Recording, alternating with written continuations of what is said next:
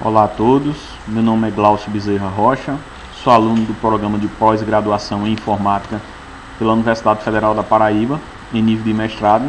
Estou aqui para apresentar a vocês o artigo da revista I3E, que é intitulado as 5 propriedades que devem ser observadas para uma arquitetura de sucesso de um sistema, certo? Essa apresentação faz parte de um requisito da disciplina de Engenharia de Software do professor Álvaro Medeiros. Essa será a nossa agenda. Eu vou fazer uma breve introdução sobre o artigo, falar das 5 propriedades importantes que devem ser observadas para o sucesso da arquitetura e farei uma breve conclusão sobre o tema.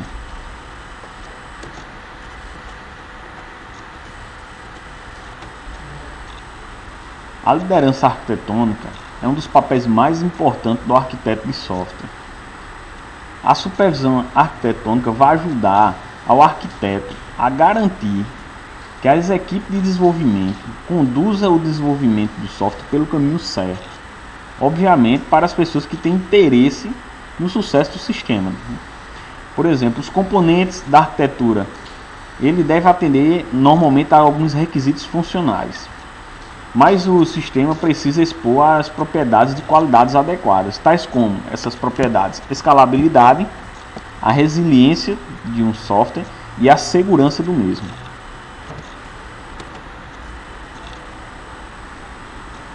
A supervisão arquitetônica ela é definida como sobre manter um olhar atento ao projeto, como ele evolui, a arquitetura definida, os testes, a implantação.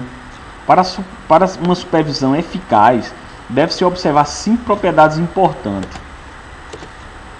Essas propriedades é a oportunidade, o objetivo, sistemático, construtivo e o pragmatismo. Ou seja, são 5 propriedades que o arquiteto de software deve ter, características ele deve ter, para que ele faça uma boa supervisão do desenvolvimento daquele software, daquela arquitetura.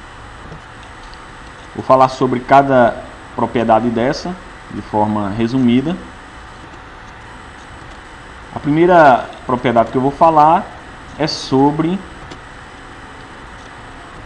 a oportunidade, ou seja, o momento oportuno. A supervisão ela deve ocorrer sempre nos momentos certos. O envolvimento precoce nos projetos de desenvolvimento, quando a arquitetura ainda está sendo formulada e as decisões importantes estão sendo feitas. Vejamos algumas, por exemplo, decisões que são discutidas nesse momento. Qual a estrutura fundamental do sistema? Como o sistema irá gerenciar os dados e interagir com os outros sistemas? Como irá se escalar, ser resistente e seguro? E quais as tecnologias e as abordagens devem ser utilizadas?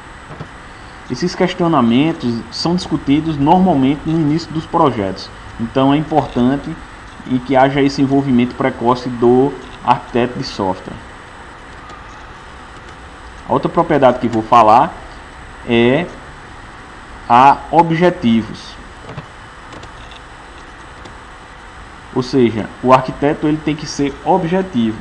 A supervisão ela deve ser baseada em princípios claramente bem definidos, certo?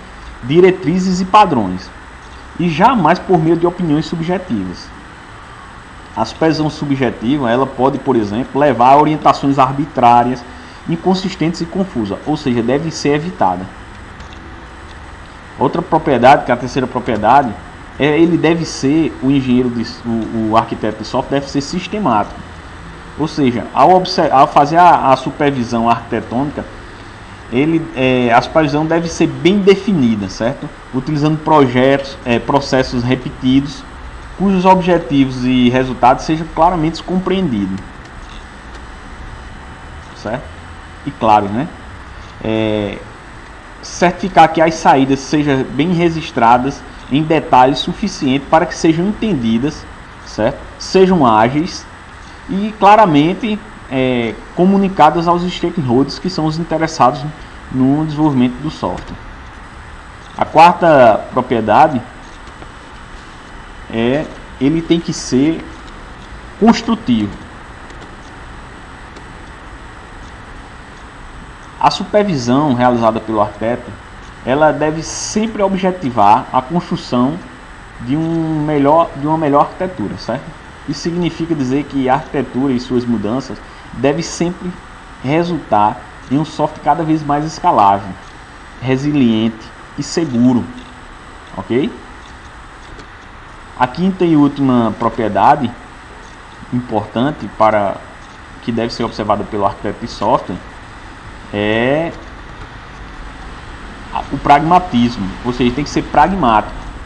A supervisão arquitetônica ela deve levar em consideração as limitações do mundo real, tais como tempo, custo, recursos humanos e suas habilidades, sem afetar a eficácia da arquitetura. Muitas vezes as restrições de custo e tempo estarão presentes no projeto, ou seja, é quase que constante termos restrições de tempo e custo. Por fim, vou concluir o artigo fazendo uma observação, que a supervisão arquitetônica ela não pode ter um objetivo de criar-se uma arquitetura perfeita. A arquitetura ela pode até ser sacrificada quando for necessário para garantir os compromissos com os stakeholders. Porém, esses compromissos devem ser bem compreendidos, concordados, documentados e comunicados a todos os interessados.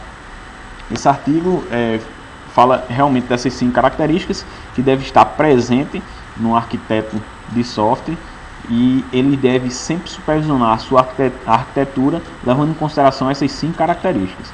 Obrigado a todos e espero que vocês tenham absorvido o conteúdo.